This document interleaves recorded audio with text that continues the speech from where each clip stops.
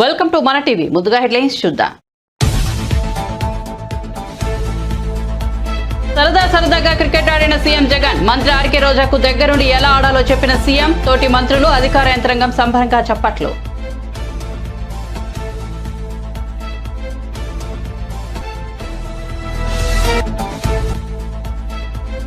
పారిశ్రామికంగా అభివృద్ధికి తమ ప్రభుత్వం కట్టుబడి ఉందన్న రేవంత్ రెడ్డి. తెలంగాణను నెంబర్ 1 గా నిలబెడతామని కీలక వ్యాఖ్యలు.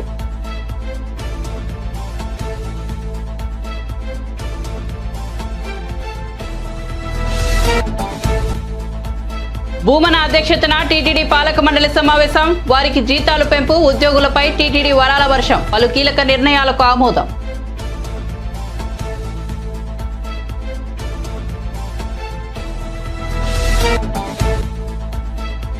ఉస్మానియా ఆసుపత్రిలో కరోనాతో 2 మృతి. అనారోగ్యంతో ఉస్మానియాలో చేరిన 2 వ్యక్తులు. పరీక్షల్లో కోవిడ్ పాజిటివ్ గా తేలిన వైనం.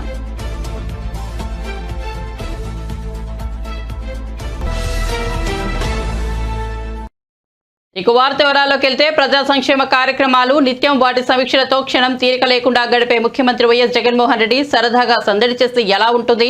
ఆడుదాం ఆంధ్ర కార్యక్రమం ప్రారంభం కోసం గుంటూరు నల్లపాడు లయోలా ప్రాంగణానికి వెళ్లిన ఆయన అక్కడి క్రికెట్ ఆడారు. కార్యక్రమం ప్రారంభించిన అనంతరం మైదానంలోకి అడుగు పెట్టారు ఆయన. అక్కడ తొలుత మంత్రి ఆర్కే రోజాకు దగ్గరుండి ఎలా ఆడాలో చెప్పిన సీఎం జగన్. ఆ తర్వాత ఆయనే స్వయంగా బ్యాట్ చేతపట్టి బంతుల్ని ఎదుర్కొన్నారు. Sports authority chairman Byreddy Siddharth Reddy bowling చేయడం గమనార్హం. నిత్యం ప్రభుత్వ కార్యక్రమాలతో బిజీగా గడిపే సీఎం జగన్ ను అలా చూసేసరికి తోటి మంత్రులు, అధికార యంత్రాంగం సంబరంగా చప్పట్లు కొడుతూ కనిపించారు. ఆ సమయంలో మంత్రులు విడుదల రజని, అంబటి రాంబాబు పక్కనే ఉన్నారు. ఆపై కబడ్డీ, ఖోఖో ఇలా పలు రంగాల క్రీడాకారుల్ని భుజం తట్టి ముందుకు వెళ్లారాయన. కాసేపు బ్యాడ్మింటన్, వాలీబాల్ కోర్టుల్లోనూ సందడి చేశారు.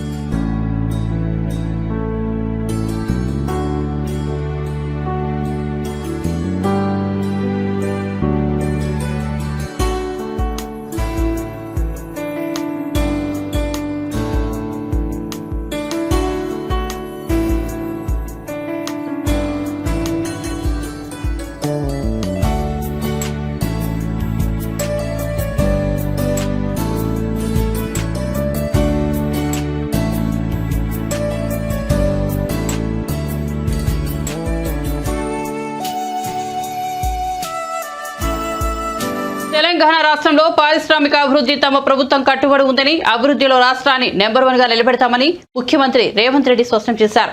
ఎలక్ట్రానిక్స్ పరిశ్రమ అభివృద్ధిని మరింత వేగవంతం చేస్తామని, ఫాక్స్కాన్ సంస్థ తెలంగాణలో చేపట్టబోయే భవిష్యత్ ప్రాజెక్టులకు కూడా అవసరమైన అన్ని సహాయ సహకారాలను అందిస్తామని సీఎం హామీ ఇచ్చారు. తెలంగాణ సచివాలయంలో సీఎం రేవంత్ రెడ్డిని ఫాక్స్కాన్ ప్రతినిధులు మంగళవారం కలిశారు. ఐటీ పరిశ్రమల శాఖ మంత్రి దుద్దిళ్ల శ్రీధర్బాబు, సీఎస్ శాంతికుమారి ఇతర ఉన్నతాధికారులు సమావేశంలో పాల్గొన్నారు. ఈ సందర్భంగా ఫాక్స్కాన్ కు చెందిన హాన్ హై ప్రెసిషన్స్ ఇండస్ట్రీస్ ప్రతినిధి విలీ నేతృత్వంలోని ప్రతినిధి బృందంతో పలు అంశాలపై చర్చించారు.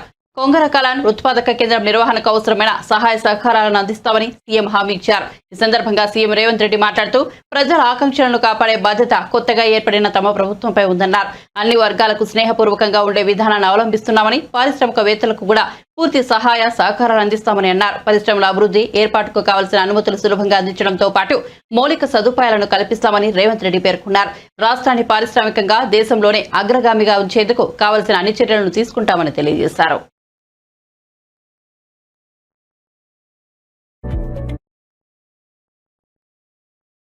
తెలంగాణలో కోవిడ్ కొత్త వేరియంట్ JN.1 కేసులు రోజురోజుకు పెరుగుతున్నాయి. దేశంలో గత 24 గంటల్లో 412 కరోనా కేసులు నమోదు కాగా 3 మృతి చెందారు. ప్రస్తుతం దేశవ్యాప్తంగా 4170 యాక్టివ్ కేసులు ఉన్నాయి. మరోపక్క తెలంగాణలో తాజాగా కోవిడ్ మృతి కేసులు నమోదయ్యాయి. అనారోగ్యం కారణంగా 2 వ్యక్తులు ఉస్మానియా ఆసుపత్రిలో చేరారు.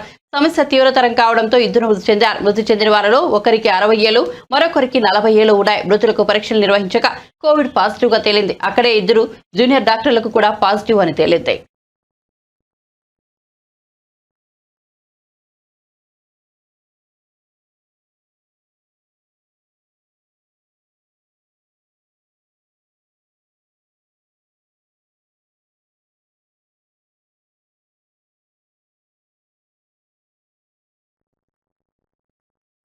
తమ డిమాండ్ల సాధన కోసం ఏపీలో అంగన్వాడీలు గత 2 వారాలుగా సమ్మె చేస్తున్న సంగతి తెలిసిందే. కాగా రాష్ట్ర ప్రభుత్వం తమ డిమాండ్లను పట్టించుకోవడం లేదంటూ అంగన్వాడీ కార్యకర్తలు, సహాయ సిబ్బంది ఓ కొండముచ్చు కోతికి వినతిపత్రం సమర్పించారు. సిఐటి ఆధ్వర్యంలో నిర్వహించిన ఈ సమ్మె కార్యక్రమంలో పెద్ద ఎత్తున అంగన్వాడీలో పాల్గొన్నారు. ఈ సందర్భంగా అక్కడికి వచ్చిన ఓ కొండముచ్చుకు వినతిపత్రం అందించారు. ఓ అంగన్వాడీ నేత ఇచ్చిన వినతిపత్రాన్ని ఆ కొండముచ్చు అందుకోవడంతో అందరూ చప్పట్లు కొట్టారు. దీనికి సంబంధించిన వీడియోను తెలుగుదేశం పార్టీ తన సోషల్ మీడియా ఖాతాలో పంచుకుంది. జగన్ ఎలాగో పట్టించుకోవడం లేదని అంగన్వాడీలు కొండముచ్చుకు వినతిపత్రం అందజేశారని పేర్కొంది.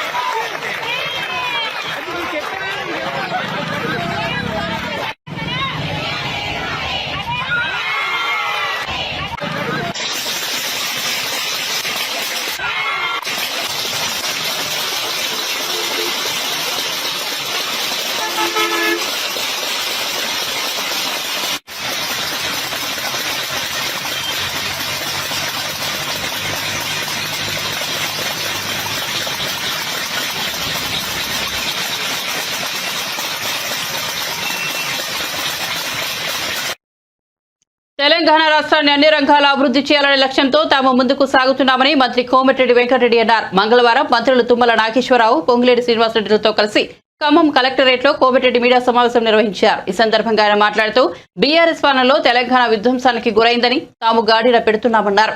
ప్రాజెక్టుల పేరుతో బీఆర్ఎస్ నాయకులు కోట్లాది రూపాయలు దోచుకున్నారని ఆరోపించారు. కాళేశ్వరం ప్రాజెక్టు డిజైన్ చేశారని చెప్పుకున్న కేసీఆర్ కనీసం 1 ఎకరాకు కూడా నీరు ఇవ్వలేదన్నారు. కనీసం కాలువలు త్రవ్వలేదన్నారు. మేడిగడ్డ కుంగిపోవడం తెలంగాణకి తలవంపులని దుయ్యబట్టారు. మేడిగడ్డ కుంగుబాటు వెనుక విధ్వంసక చర్య ఉందని కల్లబొల్లి కబుర్లు చెప్పారని మండిపడ్డారు. ఖమ్మం జిల్లాతో పాటు తెలంగాణ రాష్ట్రాన్ని అన్ని రంగాలలో అభివృద్ధి చేయాలన్న లక్ష్యంతో కాంగ్రెస్ ముందుకు సాగుతోందన్నారు. పేదవాడి ఆత్మగౌరవం నిలబెడతామని, నిజాయితీతో కూడిన పాలన ప్రజలకు అందిస్తామన్నారు. ప్రజలతో సన్నిహిత సంబంధాలు ఉన్న పొంగిరెడ్డి శ్రీనివాసరెడ్డి గారు, అలాగే మా సహచర డిప్యూటీ సీఎం గారు ఈరోజు ఢిల్లీ ప్రోగ్రాంతో రాలేకపోయారు. మొదటి సమావేశం ప్రజాపాలన మీద ఇప్పుడే ఆఫీసర్స్తో ఒక అవగాహన సదస్సులాగా పెట్టుకున్నాం. ఈ నెల 28 నుంచి 6వ తారీఖు వరకు జరిగే గ్రామ సభలలో మేము ఇచ్చిన 6 గ్యారంటీలతో అభయహస్తం పేరుతో ఆ కార్యక్రమాల్లో బెనిఫిషియర్ని సెలెక్ట్ చేయడం కానీ, వాళ్ళ అప్లికేషన్ ఆహ్వానించి ఆ తర్వాత స్ట్రీమ్లైన్ చేసుకుంటూ దాన్ని అమలుపరిచే దిశగా మా ప్రభుత్వం ముందుకు పోవాలని అధికారంలో చేపట్టి 20 రోజులు కాకముందే మీకు తెలుసు 2 రోజుల్లోనే 2 కార్యక్రమాలు బహుశా దేశ చరిత్రలో ఏ ప్రభుత్వం కూడా మేనిఫెస్టోలో పెట్టిన విషయాన్ని 2 రోజుల్లో అమలు చేసే చరిత్ర ఎక్కడ లేదు. 6 సార్లు గెలిచిన ప్రజాప్రతినిధిగా నిన్ను ఇన్ని రాష్ట్రాల్లో చూస్తే ఎక్కడ జరగలే. మిగిలిన కార్యక్రమంలో ఏ విధంగా పేదలైన అర్హులకు చెందాలి, దాని విధంగా ఏ విధంగా మేము అందరినీ కూడా సెలెక్ట్ చేసుకోవాలి, ఆదరా బాదరా కాకుండా ఉన్నవారికి పేదవారికి చెందవలసిన స్కీమ్స్ చెందకుండా అతి పేదమైన నిరుపేద నుంచి మొదలుపెట్టుకొని ప్రతి ఒక్కరికి అర్హులైన వారికి చెందాలనే ఉద్దేశంతో ఒక మంచి ప్రాసెస్తో స్టార్ట్ చేసినాం. దాని 6 తర్వాత గౌరవ ముఖ్యమంత్రి గారు మంత్రులను కూర్చొని దాన్ని ఫైనల్ చేసి మేము ఇచ్చిన మేనిఫెస్టోలో చెప్పిన ప్రకారం 100 డేస్లోపే ఆ కార్యక్రమాన్ని కూడా లాంచ్ చేయడం జరుగుతుంది. లాంచ్ చేయడంతో పాటు విధ్వంసమైన తెలంగాణని గాడిలో పెడుతూ ఏ డిపార్ట్మెంట్ చూసినా నష్టాల బారినే ఉన్నది. 1000 కోట్లలో, మామూలు కోట్లలో కాదు. ఉదాహరణకు కాళేశ్వరం సంబంధించిన విషయంలో రేపు మా గౌరవ ఇరిగేషన్ శాఖ మంత్రులు శ్రీధర్ బాబు గారు, ఉత్తమ్ కుమార్ రెడ్డి గారు కూడా 29th రోజు విజిట్ పోతున్నారు. ఆగవేగాల మీద నేనే డిజైన్ చేసినా నేనే చీఫ్ ఇంజనీర్ అని చెప్పి ప్రాజెక్టు కట్టి 1,70,000 కోట్ల అప్పు చేసి ఒక్క కొత్త ఎకరానికి కూడా ఆయకట్టు ఇవ్వకుండా 10 గండిపేటలంతా ఉండే మల్లన్న సాగర్ నిర్మించి కొండపూచమ్మ నిర్మించి తన ఫామ్ హౌస్ తప్ప కొత్త ఎకరానికి ఆయకట్టు ఇవ్వలేదు. ఇది వాస్తవం. మీరు దాని మీద వాళ్ళు ఎన్ని చెప్పినా మీరు పత్రికా విలేకరులు, మేధావులు, సీనియర్స్ మీరు పోయి ఒకసారి చూసుకోవచ్చు. నిన్న మననే 6 నెలల ముందు నిజాం సాగర్ కూడా నింపుతానికి జిఫ్ట్కు టెండర్లు పిలిచిండు తప్ప 400 ఎకరాల ఫామ్ హౌస్ తప్ప ఎక్కడ కాలువలు తీయలేదు. అది వాస్తవమైన మాట. దాంతోపాటు మేము మొదలుపెట్టిన మహబూబ్నగర్ పాలమూరు ప్రాజెక్టు కానివ్వండి, ఎస్ఎల్బిసి టన్నల్ స్కీమ్ కానివ్వండి, ఏఎంఆర్పి ప్రాజెక్టు, కలవకుర్తి, నెట్టెంపాడు, భీమా, అవన్నీ కూడా దాని తర్వాత మొదలైన కాళేశ్వరం పూర్తయింది తప్ప అది పూర్తి కాలే. అది ఎక్కడ 40% పూర్తి కాలే. వాటర్ సోర్సెస్ లేదు. ఉదాహరణకు నల్గొండలో డిండి రిజర్వాయర్ నిర్మిస్తుంది. దాని సోర్స్ ఇప్పటికీ ఫైనల్ చేయలే. రిజర్వాయర్ అయినాయి, రైతుల భూములు తీసుకున్నాం. ఆ రోజుల్లో మేము రాజశేఖర రెడ్డి గారు కాంగ్రెస్ ప్రభుత్వం ఉన్నప్పుడు నాగార్జున సార్ కట్టి 70 ఏళ్ళైనా చెక్కు కూడా ఉంటే కెనాల్స్ డ్యామేజ్ అయితే కూడా రాజశేఖర రెడ్డి గారు వరల్డ్ బ్యాంక్తో అగ్రిమెంట్ చేసుకొని కెనాల్స్ లైనింగ్తో పాటు స్ట్రక్చర్ని పూర్తి చేసి అంటే ఒక ఫ్యూచర్ ప్రోగ్రామ్తో ముందుకు పోయాం. కానీ ఎక్కడ వేసినా పాత ప్రాజెక్టు పక్కకు పెట్టి ఆయన ఇష్టం ఉన్న డిజైన్ చేసుకొని ఆఖరికి ఏమైందంటే మేడిగడ్డ బ్యారేజ్ కుంగిపోతే అది ఎంత ఇన్సల్ట్ టు తెలంగాణ స్టేట్ మొత్తం దేశంలో. దాంట్లో కొందరు అధికారులు చెప్పారు ఇది విధ్వంస చర్య అని చెప్పాను. విధ్వంస చర్య అయితే ఎవరన్నా నక్సలైట్లు కానీ ఎవరైనా చేస్తే బాంబులు పెట్టినా అది బ్యారేజ్ పైకి లేచిపోతుంది తప్ప నీళ్ళల్లో కుంగిపోదు. అలా కలబల్లి మాటలు చెప్తే దాని మీద డీటెయిల్గా ఇరిగేషన్ అలా సీఎం గారు రివ్యూ చేస్తున్నాం. దాని మీద కూడా తప్పకుండా చర్యలు తీసుకుంటాం. ఏదేమన్నా సరే మొదటి సమావేశం కాబట్టి మీకు తెలుసు కేసీఆర్ గారు ఏం చేసిండ్రు, తెలంగాణ ఎవరు ఇచ్చిండ్రు, ఇవన్నీ పాయింట్లు మళ్ళీ అరిగిపోయిన రికార్డులాగా చెప్పే అవసరం లేదు. డెఫినెట్గా మా 3 సీనియర్ మినిస్టర్స్ ఉన్నారు. ఇన్ఛార్జ్ మినిస్టర్గా గౌరవ ముఖ్యమంత్రి గారు. పల్నాడు జిల్లా సత్తెనపల్లిలో నిర్వహించిన వంగవీటి రంగా వర్ధంతి కార్యక్రమంలో ఏపీ మంత్రి అంబటి రాంబాబు పాల్గొన్నారు. ఈ సందర్భంగా ఆయన మాట్లాడుతూ వంగవీటి రంగాను చంపింది నాటి టీడీపీ ప్రభుత్వమేనని ఆరోపించారు. దాంతో ప్రజలు టీడీపీ ప్రభుత్వాన్ని గద్దెదించాలని పట్టుబట్టి కాంగ్రెస్ పార్టీని గెలిపించి అధికారంలోకి తీసుకొచ్చారని వెల్లడించారు. ఆ తర్వాత జరిగిన పరిణామాలతో కాంగ్రెస్ పార్టీలో ఒకరిద్దరు నేతలు మారడం, మళ్లీ ఎన్టీఆర్ అధికారంలోకి రావడం జరిగిందని అంబటి రాంబాబు వివరించారు.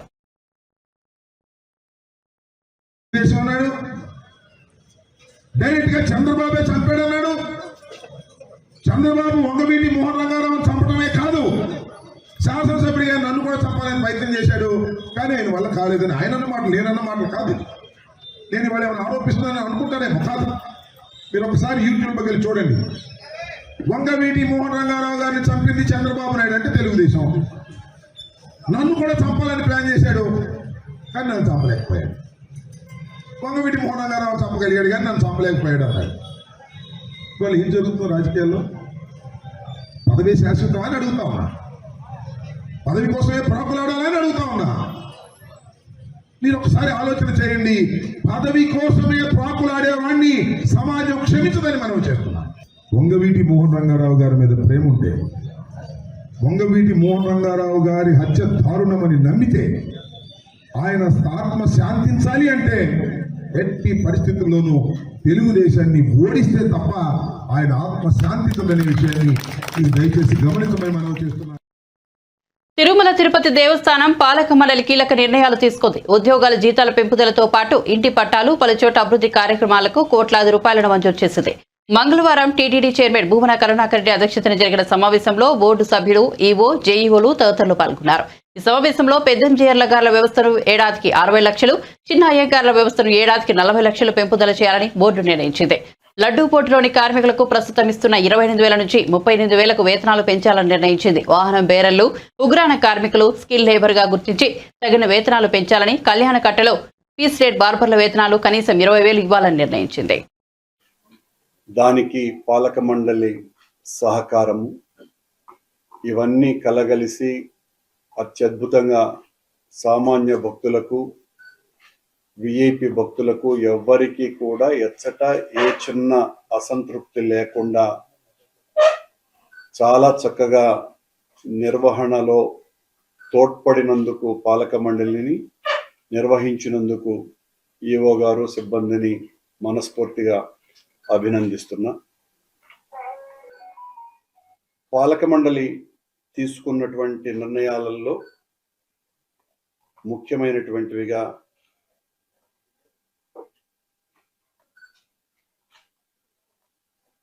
ఆలయంలో పనిచేస్తున్నటువంటి పోటు కార్మికుల కష్టాన్ని గుర్తించినటువంటి మా పాలక మండలి శాశ్వత ఉద్యోగస్తులు కానటువంటి పోటు కార్మికులకందరికీ కూడా ఒక్కొక్కరికి 10,000 రూపాయల చొప్పున వేతనం పెంచాలి అని నిర్ణయం తీసుకోవటం జరిగింది.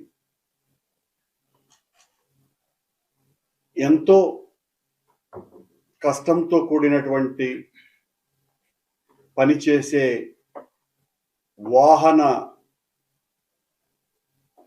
శోధకులు మరియు ఉగ్రాణంలో పనిచేసేటువంటి కార్మికులు, ఈ 2 విభాగాల శ్రామికుల్ని స్కిల్డ్ లేబర్గా వాళ్లను గుర్తించటం జరిగి తగిన రీతిలో వాళ్ళ జీతాలను పెంచే కార్యక్రమాన్ని చేయాలని నిశ్చయించటం జరిగింది. అలాగే 100 సంవత్సరాలుగా స్వామి ఆలయంలో పాలనా వ్యవహారాలను, అర్చక పాలన వ్యవహారాలను పర్యవేక్షించే పెద్దజీయర్ మఠానికి, చిన్నజీయర్ మఠానికి వాళ్ళు చేస్తున్నటువంటి సేవలకు గత కొన్ని దశాబ్దాలుగా తిరుమల తిరుపతి దేవస్థానమే వారి మొత్తం వ్యవస్థల యొక్క ఆర్థిక సౌకర్యాన్ని టీటీడీ చేస్తున్నది. ప్రస్తుతం కొనసాగుతున్నటువంటి వాళ్ళ ఆర్థిక సహాయము, వాళ్ళకి ఇచ్చేటువంటి ఆర్థిక సాయం చాలా రోజుల క్రితం నుంచి పెంచలేదు. కాబట్టి ఈ పాలక మండలి పెద్దజీయర్ స్వామి వ్యవస్థకి ప్రతి ఏటా 60 లక్షల రూపాయలు, చిన్నజీయర్ వ్యవస్థకి 40 లక్షల రూపాయలు అదనంగా పెంచి వాళ్లకు ఏ రకమైన ఇబ్బంది రాకుండా, అందులో పనిచేసేటువంటి ఉద్యోగస్తులకు అభద్రత లేకుండా చూడాలనేటువంటి నిర్ణయానికి వచ్చి ఇద్దరికి కలిపి 1 కోటి రూపాయలని ప్రతి ఏటా పెంచాలనేటువంటి నిర్ణయాన్ని తీసుకోవటం జరిగింది. ఆడుదాం సరే జాబులు ఎక్కడ జగన్ అంటూ నిలదీస్తున్నారు గుంటూరు జిల్లా తెలుగు యువత, జనసేన యువజన విభాగం, ఐఏఎస్, ఐఏఎఫ్, ఏసీయూ తదితర యువజన సంఘాల నేతలు నిరుద్యోగుల దృష్టిని మళ్లించేందుకు జగన్ ప్రభుత్వం ఆడుదాం ఆంధ్ర అనే కార్యక్రమాన్ని నిర్వహిస్తున్న సందర్భంగా ఆడుదాం ఆంధ్ర అంటూ యువత కొత్త నినాదం అందుకుంది. వివిధ నినాదాలతో కూతపెడుతూ కబడ్డీ ఆడి నిరసన తెలిపారు. ఈ కార్యక్రమంలో గుంటూరు జిల్లా తెలుగు యువత అధ్యక్షులు రావుపాటి సాయికృష్ణ, ఏవైఎఫ్ జిల్లా కార్యదర్శి షేక్వలి, ఏఎస్ఎఫ్ జిల్లా కార్యదర్శి బందెల నాసర్జీ, జనసేన యోజన నాయకులు ఆల్లహరి తదితరులు ఈ కార్యక్రమంలో పాల్గొన్నారు. డిగ్రీ పరీక్షలు, సెమిస్టర్ పరీక్షలు ఉంటే ఇప్పుడు ఆటల పోటీలు పెడుతూ తన రాజకీయ లబ్ధి పొందాలని చూస్తా ఉన్నాడు. గతంలో ఊరూరా యువబేరీలంటే తిరిగి ఉద్యోగాలు ఇస్తానని, జాబ్ క్యాలెండర్, మెగా డిఎస్ఎల్ పేరుతో పెద్ద ఎత్తున యోజన ఓట్లను ఆకట్టుకున్న ముఖ్యమంత్రి గారు ఈరోజు ఆడుదాం ఆంధ్ర అనే ఒక మరో మోసపూరిత కార్యక్రమంతో ఈరోజు యువత ఓట్లు తొలగొట్టాలని చెప్పి ఈ నెల రోజులు ఎన్నికల ప్రచారం లాగా ఈ వాడుకోవడానికి ఈ కార్యక్రమాన్ని ప్రభుత్వ ధనాన్ని ఉపయోగిస్తూ ముందుకెళ్తూ ఈరోజు గుంటూరు నగరానికి వస్తున్న సందర్భంగా ఈ పర్యటనను వ్యతిరేకిస్తూ అడుగుదాం ఆంధ్ర, ఇది ఉద్యోగాల వేట, నిరుద్యోగుల మాట పేరుతో ఈరోజు తెలుగు యువత, అలాగే సహచర యువజన కాంగ్రెస్, అలాగే నిరుద్యోగ సంఘాలతో కలిసి ఈరోజు ముఖ్యమంత్రి గారిని కలిసి వినతి పత్రం ఇచ్చి, అయ్యా మాకు కావాల్సింది ఉద్యోగాలే కానీ ఆటలు కాదు, ఈరోజు క్రీడా మైదానాలు సరి లేకుండా, క్రీడా మైదానాలను బాగు చేయకుండా మీరు ఈరోజు ఆడుదాం ఆంధ్ర అంటూ ముందుకెళ్తే ఇది చూడటానికి చాలా జుగుత్సాకరంగా ఉందని తెలియజేస్తూ ఒక వినతి పత్రం ఇద్దామని కూడా మేము ముఖ్యమంత్రి గారి పర్యటనా స్థలానికి బయలుదేరితే మార్గం మధ్యలో చుట్టుకుంటలో పోలీసులు మాటు వేసి మమ్మల్ని, ఈ యోజన విద్యార్థి నాయకులందరినీ ఈడ్చుకెళ్తూ అరెస్టులు చేసి ఈరోజు అక్రమంగా పోలీస్ స్టేషన్ తరలించిన పరిస్థితిని వ్యతిరేకిస్తా ఉన్నాం. దీన్ని తీవ్రంగా ఖండిస్తా ఉన్నాం. ఎందుకంటే ఈరోజు నిరుద్యోగుల పక్షాన నిరుద్యోగుల మాటగా మేము అడుగుదాం ఆంధ్ర అంటూ జాబ్ క్యాలెండర్ ఎక్కడ, మెగా డిఎస్ఎల్ ఎక్కడ అని ఆడుదాం సరే ఉద్యోగాలు ఎక్కడ పేరుతో, అలాగే ఆడుదాం సరే ఆట స్థలాలు ఎక్కడ పేరుతో వరుసగా కార్యక్రమాలు చేశాం. మళ్ళీ ఇప్పుడు తెలుగు యువత ప్రధానంగా ఈ కార్యక్రమాలను ముందుకు తీసుకెళ్తూ గుంటూరు జిల్లా వ్యాప్తంగా ఈరోజు ముఖ్యమంత్రి గారు చేసిన ప్రజా వ్యతిరేక విధానాన్ని పూర్తి స్థాయిలో మేము వ్యతిరేకిస్తా ఉన్నాం. దీన్ని తీవ్రంగా ఖండించాలని కూడా యావత్ పౌర సమాజం కూడా మేము తెలియజేస్తా ఉన్నాం. అట్లాగే ఈరోజు ప్రధానంగా చూసుకుంటే యువతకు జాబ్ క్యాలెండర్ లేదు, ఖాళీ పోస్టులు భర్తీ లేదు. మీరు చేసిన నోటిఫికేషన్ జాప్యం వల్ల 50,000 మంది నిరుద్యోగులు వయోపరిమితి కోల్పోయారు. కానీ ఈ రోజు చూసుకుంటా ఉంటే ఈరోజు ప్రధానంగా ఆంధ్రప్రదేశ్ రాష్ట్రంలో యువత, విద్యార్థులు, నిరుద్యోగులందరూ మాకు ఉద్యోగాలు కావాలి కానీ ఆటలు కాదని కోరుకుంటున్నా. ఈరోజు ముఖ్యమంత్రి గారు ఆటలే ఆడించాలని చెప్పి ఈ విధంగా ముందుకెళ్తా ఉన్నారు.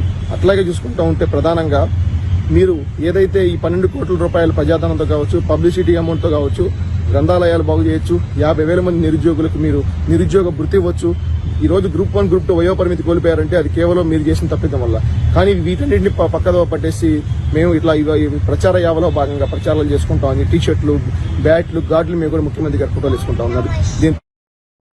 వైఎస్ జగన్ వదిలిన బాణం చివరికి ఆయనకే గుచ్చుకుపోతోందని టీడీపీ సీనియర్ నాయకుడు మాజీ మంత్రి నక్కా ఆనందబాబు అన్నారు. అమరావతిలో మంగళవారం ఆయన మీడియాతో మాట్లాడుతూ జగన్ రత్నం పంచుకుపుట్టిన చెల్లెలే తమ మేలు కోరుకుందంటే రాష్ట్రంలో పరిస్థితి ఎలా ఉందో అర్థం చేసుకోవాలన్నారు. వైఎస్ షర్మిలకు దగ్గర కావాల్సిన అవసరం తమ పార్టీకి లేదని, దగ్గర చేసుకునే ప్రయత్నాలు కూడా తాము చేసుకోబోమని స్పష్టం చేశారు. నమ్ముకున్న వాళ్ళని వంచడం వైఎస్ జగన్ నైజమని ఆనందబాబు విమర్శించారు. ద్రోహం ప్లస్ దగా గలిపితే జగన్మోహన్ రెడ్డి అని ఇలా ప్రతిరోజు అనేక అంశాలు బయటకు వస్తూ ఉన్నాయి. అందరికీ తెలుసు, అర్థమైపోయింది. వాడుకొని వదిలేయడం జగన్మోహన్ రెడ్డి నైజం. తన సొంత ప్రయోజనాల కోసం ఎవరినైనా బలి పెట్టడం ఆయన లక్షణం. చెప్పేదొకటి, చేసేదొకటి. విశ్వసనీయత గురించి ప్రతిసారి మాట్లాడే వ్యక్తి అసలు ఏమాత్రం ఆ విశ్వసనీయత అనే పదానికి అర్థం లేని వ్యక్తి జగన్మోహన్ రెడ్డి.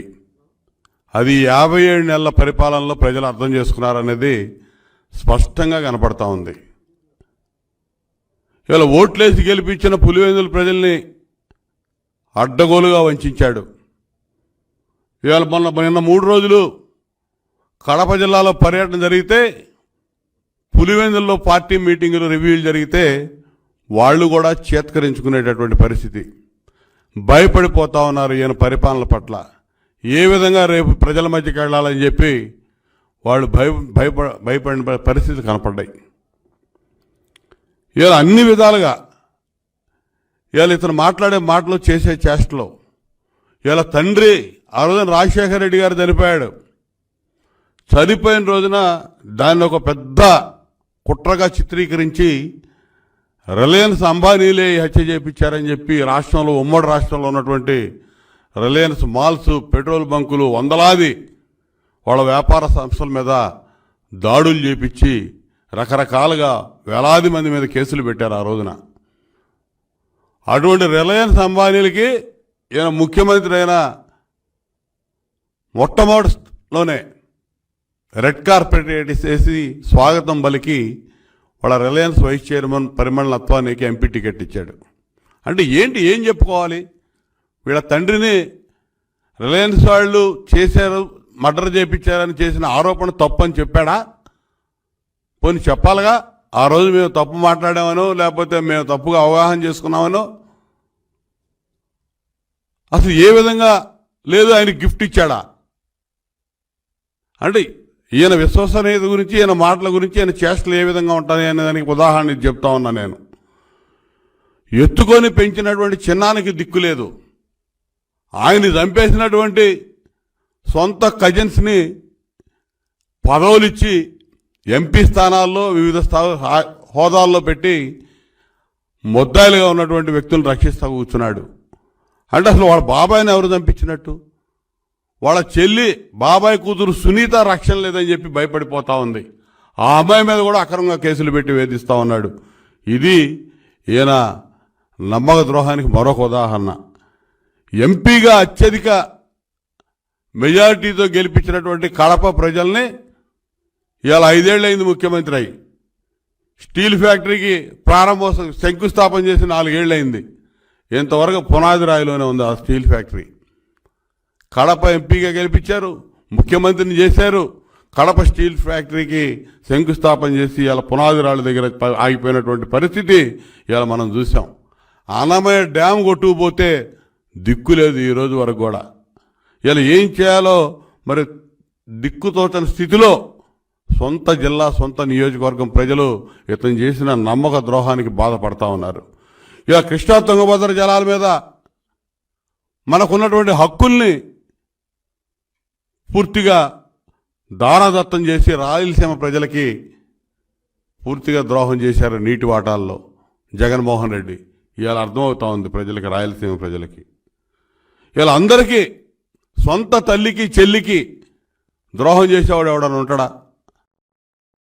చిత్తూరులో ఆడుదామాంధ్ర కార్యక్రమాన్ని ప్రారంభించారు రాష్ట్ర విద్యుత్, అటవీ, భూగర్భ గనుల శాఖ మంత్రి పెద్దిరెడ్డి రామచంద్రారెడ్డి. ఈ కార్యక్రమంలో ZP chairman Shri Govindappa Srinivasulu, MLA Shri Aruni Srinivasulu, collector Shri Shanmohan, SP Rishant Reddy తదితరులు పాల్గొన్నారు.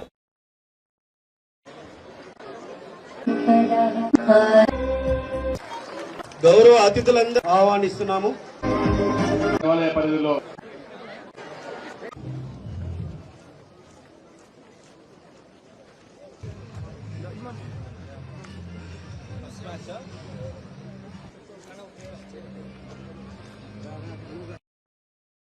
బులెటిన్ ముగించే ముందు హెడ్లైన్స్ మరోసారి చూద్దాం.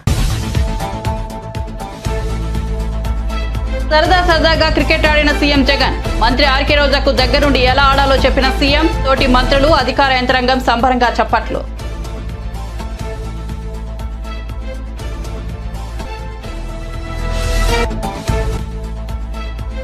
పారిశ్రామికంగా అభివృద్ధికి తమ ప్రభుత్వం కట్టుబడి ఉందన్న రేవంత్ రెడ్డి. తెలంగాణను నెంబర్ 1 గా నిలబెడతామని కీలక వ్యాఖ్యలు.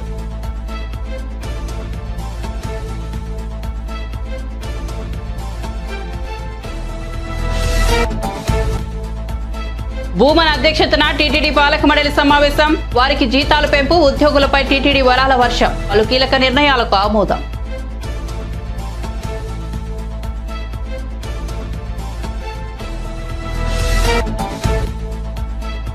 ఉస్మానియా ఆసుపత్రిలో కరోనాతో 2 మృతి. అనారోగ్యంతో ఉస్మానియాలో చేరిన 2 వ్యక్తులు. పరీక్షల్లో కోవిడ్ పాజిటివ్ గా తేలిన వైనం.